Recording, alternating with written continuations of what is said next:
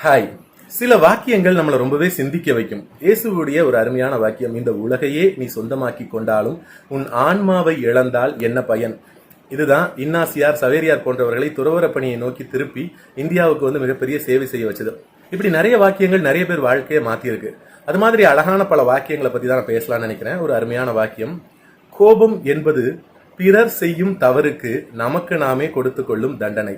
இதை படிச்ச உடனே எனக்கு ரொம்ப சந்தோஷமா இருந்துச்சு. உண்மைதான், நம்மள நிறைய பேருக்கு கோவம் ரொம்பவே வரும். இப்பெல்லாம் நம்ம கொஞ்சம் பெருமையா சொல்ல ஆரம்பிச்சிட்டோம், என் பையன் சின்ன பையன் எப்படி கோவப்படுவான் தெரியுமா அப்படின்னு சொல்லிட்டு.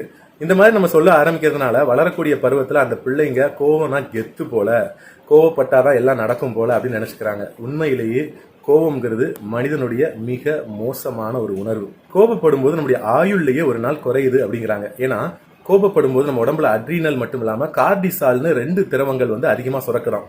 இது நம்ம உடம்புல தற்கொலை எண்ணத்தை தூண்டுவதற்கான ஒரு காரணமாகவும் இரத்த குழாயை சுருங்க செய்து மாரடைப்பு வர்றதுக்கான ஒரு காரணமாகவும் இருக்கும்னு சொல்றாங்க. அதனால நல்லா இருக்கிற உடம்ப கோவப்பட்டு நாமளே ஏன் கெடுக்கணும்? கோபம் எதுக்கு வருது நல்லா யோசிச்சு பார்த்தோம்னா, நாம நம்முடைய செயலற்ற தன்மையினாலதான் கோவப்படுவோம்.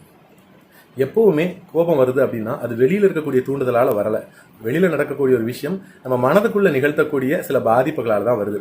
முதல்ல நாம ஒரு விஷயத்தை உணரணும், நம்முடைய சந்தோஷமோ கோபமோ அதுக்கு நாம மட்டும்தான் காரணமா இருக்கணும், வேற யாரும் காரணமா இருக்கக்கூடாது.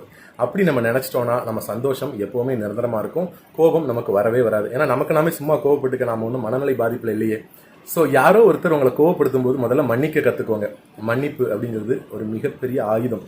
ஆமாங்க, மன்னிப்பின் மூலமா நமக்கு கோபம் ஏற்படாம நம்ம உடம்புக்கு வரக்கூடிய நிறைய பாதிப்புகளை தடுத்து நம்முடைய ஆயுளை நீட்டிக்கலாம். அதனாலதான் சொல்றேன், உங்களுக்கு கோபம் வரும்போது எதுக்கெல்லாம் கோபம் வருதுன்னு பாருங்க. இந்த கோபம் வரக்கூடிய காரணிகளை தவிர்க்க பாருங்க. தவிர்க்க முடியலையா, ஏன் வருதுன்னு ஆராய்ச்சி பண்ணுங்க. அதை சரிப்படுத்த முடிஞ்சா சரிப்படுத்துங்க, இல்லைன்னா விலகி இருங்க. அப்படியும் இல்லை என் கோபம் அதிகமாக வந்துகிட்டே இருக்குன்னா அதை குறைக்கிறதுக்கு சில பயிற்சிகள் இருக்கு. குறிப்பா கண்ணை மூடி ஆழ்ந்து மூச்சு எடுத்து விடலாம். 1லேருந்து 10 வரைக்கும் ரிவர்ஸ்ல எண்ணலாம். உங்களுக்கு பிடிச்ச தெய்வத்தை வணங்கலாம். இல்ல முதல்ல கோவம் வரும்போது இந்த இடத்த விட்டு விலகி போகலாம். அதுவும் இல்லை இதெல்லாமே நான் ஃபாலோ பண்ணிட்டு இருக்கேன் அப்படின்னா இன்னொரு விஷயத்தையும் ஃபாலோ பண்ண ஆரம்பிங்க. நீங்க கோவப்படும் போது உங்களுடைய மனதை, கோவப்படக்கூடிய அந்த உணர்வை ஆழ்ந்து கவனிக்க ஆரம்பிச்சு அதை டக்குன்னு வெளிப்படுத்துற நேரத்தை கொஞ்சம் குறைக்க ஆரம்பிங்க. முன்னாடி டக்குன்னு கோவத்தை வெளிப்படுத்துவீங்களா, சரி கோவம் வருது கொஞ்சம் கண்ட்ரோல் பண்ணுவோம், ஒரு 5 மினிட்ஸ் கழிச்சு வெளிப்படுத்துவோம், ஒரு 10 மினிட்ஸ் கழிச்சு வெளிப்படுத்துவோம், கொஞ்சம் அதை கண்ட்ரோல் பண்ணி பழகுங்க.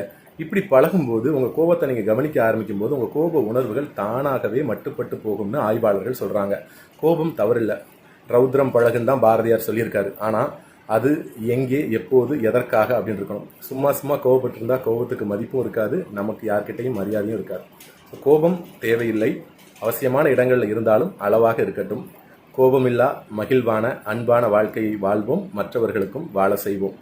பாய்.